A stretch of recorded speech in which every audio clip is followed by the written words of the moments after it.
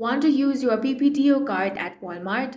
First, if you know you won't be able to work your shift, call using the Walmart call-in line or report your absence through the One Walmart website or the My Walmart app. Make sure to do this before your shift starts to avoid extra points.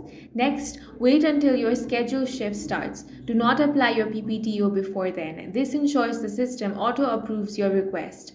Once your shift has started, open the My Walmart app or the GTA portal on One Walmart, navigate to Time of Request, and select New Request. Enter your details, including the number of hours you need covered with PPTO, and select the reason for your absence. Make sure the hours match your missed shift. Finally, submit and confirm your request. The system usually auto approves by next day as long as it's submitted after your shift starts. Check the app to verify approval so no points are added to your attendance record. Once approved, you're ready to shop using your PPTO card at Walmart. That's all for this video. If you found it useful, make sure to hit the like button and subscribe for more videos like this.